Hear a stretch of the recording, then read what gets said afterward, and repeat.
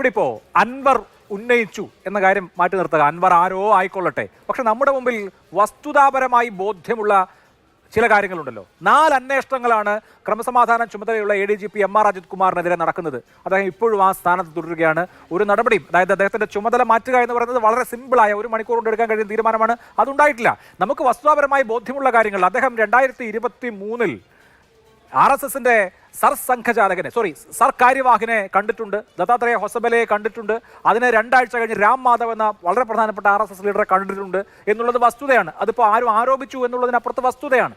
അദ്ദേഹത്തെക്കുറിച്ച് ഈ തൃശ്ശൂർ പൂരവുമായി ബന്ധപ്പെട്ട് അദ്ദേഹത്തിന്റെ ചുമതലകൾ വലിയ വീഴ്ച വന്നിട്ടുണ്ട്, തെറ്റ് വന്നിട്ടുണ്ട് എന്ന് നമ്മുടെ സംസ്ഥാന DGP ഷേഖ് ദർവേഷ് സാഹിബ് സർക്കാരിന് റിപ്പോർട്ട് കൊടുത്തിട്ടുണ്ട്. ആ കവറിംഗ് ലെറ്ററോട് കൂടിയാണ് പൂരം കലക്കൽ റിപ്പോർട്ട് സർക്കാരിന് കൈമാറിയിട്ടുള്ളത്. അതായത് ഇതിനോടകം തന്നെ ഇപ്പോൾ അജിത് കുമാറിനെതിരെ റിപ്പോർട്ടുണ്ട്, അജിത് കുമാർ ചെയ്ത കാര്യത്തിൽ വസ്തുതാപരമായ ബോധ്യമുണ്ട്, വലിയ ആക്ഷേപം മുന്നണിക്കകത്തുണ്ട്, മുന്നണി നേതാക്കൾ പരസ്യമായി പല ആളുകൾ അത് പ്രകടിപ്പിക്കുകയുണ്ടായി. ഇത്രയൊക്കെ കഴിഞ്ഞിട്ടും 1 മാസമായിട്ടും ADGP ഇപ്പോഴും അതേ പൊസിഷനിൽ, അതേ ക്രമസമാധാന ചുമതലയിൽ തുടരുന്നു എന്നുള്ളത് കൊണ്ട് തന്നെ അൻവർ ഉന്നയിച്ച കാര്യങ്ങൾ നിങ്ങളുടെ പാർട്ടിയുടെ പ്രവർത്തകർ പോലും വിശ്വസിച്ചു പോകില്ലേ? അൻവറാണ് ശരി, ഒരാൾക്ക് അവിഹിതമായിട്ടുള്ള സംരക്ഷണം കിട്ടുന്നു, അദ്ദേഹത്തെ വെള്ളിത്താലത്തിൽ വെച്ച് ആനയിക്കുന്നു എന്ന കാര്യം കൺമുമ്പിൽ കാണുമ്പോൾ അൻവർ പറയുന്ന കാര്യം വിശ്വസിച്ച് പോവില്ലേ നിങ്ങളുടെ പാർട്ടിയുടെ പ്രവർത്തകരും അനുഭാവികളും അണികളും?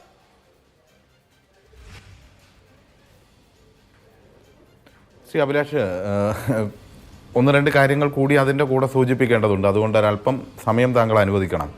ഒന്ന്, പാർട്ടി പ്രവർത്തകർക്കോ പാർട്ടി അനുഭാവികൾക്കോ പാർട്ടി അംഗങ്ങൾക്കോ അത്തരത്തിലൊരു സംശയത്തിൻ്റെ ഇടയില്ല. കാരണം ഇവിടെ വളരെ കൃത്യമായി തന്നെ മുഖ്യമന്ത്രി ആ കാര്യം പറഞ്ഞിട്ടുണ്ട്. അതായത് ഇപ്പോൾ അൻവർ ഉൾപ്പെടെ ഉന്നയിക്കുന്ന ആരോപണങ്ങൾ മാത്രമാണ്. ഇപ്പോൾ അൻവർ പുതിയ ആരോപണങ്ങൾ ഉന്നയിക്കുകയാണല്ലോ. ഇത്തരം ആരോപണത്തിൻ്റെ പുറത്ത് മാത്രം ഒരാളുടെയും പേരിൽ നടപടി എടുക്കാൻ വേണ്ടി കഴിയില്ല. എന്നാൽ തെറ്റാണെന്ന് കണ്ടാൽ ആ തെറ്റിനെതിരായി ശക്തമായ നിലപാട് സ്വീകരിക്കുകയും ചെയ്യും. തെറ്റായ കാര്യങ്ങൾ ബോധ്യപ്പെട്ടാൽ അതിൻ്റെ അടിസ്ഥാനത്തിൽ നിലപാട് സ്വീകരിക്കുകയും ചെയ്യും. ഏതാണ്ട് 200ഓളം പോലീസ് ഉദ്യോഗസ്ഥന്മാരെ സർവീസിൽ നിന്ന് തന്നെ ഈ ഗവൺമെൻറ് വന്ന ശേഷം ടെർമിനേറ്റ് ചെയ്തിട്ടുണ്ട്, ഒഴിവാക്കിയിട്ടുണ്ട്. നമുക്കറിയാം, അത് 2 DYSP ഉൾപ്പെടെ അത്തരത്തിലുള്ള നിലപാട് സ്വീകരിച്ചിട്ടുണ്ട്. മുമ്പ് നമുക്ക് ഓർമ്മയുണ്ട്, സെൻകുമാർ എന്ന് പറയുന്ന ഇതേ RSSൻ്റെ പക്ഷപാതിയായി നിൽക്കുന്നയാൾ പോലീസ് മേധാവിയായി വരുന്നതിനെ തടഞ്ഞ സമയത്ത് ഈ പറഞ്ഞ കോൺഗ്രസും ലീഗും എല്ലാം നിയമസഭയ്ക്ക് അകത്തുൾപ്പെടെ ഇവരെല്ലാം ഈ പറഞ്ഞ VD സതീശനും രമേശ് ചെന്നിത്തലയും MK മുനീറും ഒക്കെ നടത്തിയ പ്രസംഗം താങ്കൾക്ക് ഓർമ്മയുണ്ടാകും. അന്ന് മുഖ്യമന്ത്രി പറഞ്ഞ ഒരു മറുപടി ഉണ്ട്, നിങ്ങൾ മനസ്സിലാക്കിക്കൊള്ളുക, ഇപ്പോൾ നിങ്ങളുടെ കൂട്ടത്തിലല്ല നിൽക്കുന്നത് എന്ന്, അക്കൂട്ടത്തിലല്ല നിൽക്കുന്നത് എന്ന് മനസ്സിലാക്കിക്കൊള്ളുക എന്ന് പറഞ്ഞു. അത്തരം നിലപാട് കൃത്യമായി സ്വീകരിച്ചിട്ടുണ്ട്. പിന്നീട് അദ്ദേഹം തന്നെ തിരിച്ചു വരുന്ന സാഹചര്യം ഉണ്ടായി കോടതിയിലൂടെയും മറ്റും.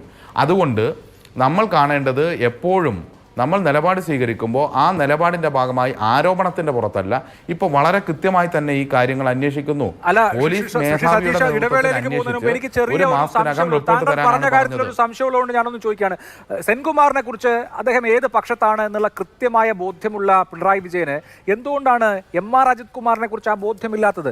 RSSന്റെ സമ്പർക്കത്തിന്റെ ചുമതലയുള്ള പ്രചാരകൻ ജയകുമാറിനൊപ്പമാണ് 2022 മെയ് 22 തൃശ്ശൂരും 2023 ജൂൺ 2 തിരുവനന്തപുരത്തും 2 പ്രമുഖരായ RSS നേതാക്കളെ ഇദ്ദേഹം കണ്ടിട്ടുള്ളത്. അതൊരു വസ്തുതയാണ്. അപ്പോൾ അദ്ദേഹം ചെയ്ത കാര്യത്തിൽ ഏതെങ്കിലും തരത്തിലുള്ള കൺഫ്യൂഷൻ അടിസ്ഥാനമില്ല. സംസ്ഥാനത്തിന്റെ DGP ആണ് ADGPക്ക് പൂരം നടത്തിപ്പുമായി ബന്ധപ്പെട്ട് വീഴ്ച സംഭവിച്ചു എന്ന റിപ്പോർട്ട് മുഖ്യമന്ത്രിക്ക് കൊടുക്കുന്നത്. എന്നിട്ടും അദ്ദേഹം ആ ചുമതലയിൽ തുടരുകയാണ്. MR അജിത് കുമാറിനെ കുറിച്ച് യാതൊരു തരത്തിലുള്ള സംശയവും മുഖ്യമന്ത്രിക്ക് തോന്നുന്നില്ല എന്നുള്ളതാണ് ജനങ്ങൾക്ക് സംശയമുണ്ടാക്കുന്നത്. അഭിലാഷ്, ഈ സംശയങ്ങളൊക്കെ മാറിക്കൊള്ളും. എല്ലാ കാര്യത്തിലും കൃത്യമായ നിലപാട് സ്വീകരിച്ചാണ് ഗവൺമെൻറ് മുന്നോട്ട് പോകുക എന്നത് എക്കാലത്തും കണ്ടിട്ടുള്ളതാണ്. ഇങ്ങനെ പല സംശയങ്ങളും പുകമറകളുമെല്ലാം പല ഘട്ടത്തിലും സൃഷ്ടിച്ചിട്ടുണ്ട്. പക്ഷേ അഭിലാഷ്, എനിക്കൊരു കാര്യം പറയാനുള്ളത്, എനിക്ക് ചില കാര്യങ്ങൾ പറയാൻ താങ്കൾ അനുവദിക്കണം. കാരണം നേരത്തെ ബഹുമാനായ ശ്രീ സുധാകരൻ ഉൾപ്പെടെയുള്ള ആളുകൾ ഇവിടെ വന്ന് സംസാരിച്ച് പോയിട്ടുണ്ട്. അപ്പോൾ അതിൽ ഉൾപ്പെടെ പറയുന്ന കാര്യം, ഇവരൊക്കെ ഈ കോൺഗ്രസിൻ്റെ പ്രതിനിധികളൊക്കെ അത്തരം കാര്യങ്ങളെല്ലാം അംഗീകരിക്കുന്നുണ്ടോ എന്നുള്ളതാണ്. അവിടെ അൻവർ പറഞ്ഞത് ADGPയെ കണ്ടത് VD സതീശൻ്റെ പുനർജനി കേസ് ഒഴിവാക്കി കൊടുക്കാനാണെന്നാണ്, അല്ലാതെ മറ്റെന്തെങ്കിലും കാര്യത്തിന് എന്നല്ല പറഞ്ഞത്. പരസ്യമായി തന്നെ അൻവർ പറഞ്ഞിട്ടുണ്ടല്ലോ, പുനർജനി കേസിലെ ED അന്വേഷണം ഒഴിവാക്കി കൊടുക്കാനാണ് കണ്ടതെന്നാണ് പറഞ്ഞത്. അതിനെയാണോ ഈ പറഞ്ഞ കോൺഗ്രസ് പ്രതിനിധിയും അതുപോലെ തന്നെ സുധാകരനുമൊക്കെ അംഗീകരിക്കുന്നതെങ്കിൽ അവരത് പറയട്ടെ, അവരത് പറയുകയാണല്ലോ വേണ്ടത്. അതുകൊണ്ട് ഒരു കാര്യം മനസ്സിലാക്കേണ്ടത്, ഇവിടെ ഇവിടെ ഉന്നയിക്കപ്പെട്ട ആരോപണങ്ങൾ ഉന്നയിക്കുന്നു, ആരോപണങ്ങൾ ഉന്നയിച്ചൊരു പുകമറ സൃഷ്ടിക്കാൻ വേണ്ടി ശ്രമിക്കുന്നു. അതിനപ്പുറത്തേക്ക് നമ്മൾ കാണേണ്ടത്, നേരത്തെ ഇവിടെ പരാമർശിച്ചല്ലോ, ഇപ്പോൾ അൻവർ പത്രസമ്മേളനം നടത്തുമ്പോൾ ഈ സ്വർണ്ണക്കടത്തുമായി ബന്ധപ്പെട്ട വിഷയമാണെങ്കിൽ അൻവറിൻ്റെ ഒരു വാചകത്തിൽ വരേണ്ടതല്ലേ എയർപോർട്ട് വഴിയാണ് സ്വർണ്ണക്കടത്ത് നടക്കുന്നത്, അതുകൊണ്ട് എയർപോർട്ടിനകത്ത് നിസ്സംഗമായി നിൽക്കുന്ന ഏതെങ്കിലും ഒരു കസ്റ്റംസ് ഉദ്യോഗസ്ഥൻ്റെ പേര് പറയണ്ടേ? അവിടെയും കുറേ കസ്റ്റംസുകാരില്ലേ?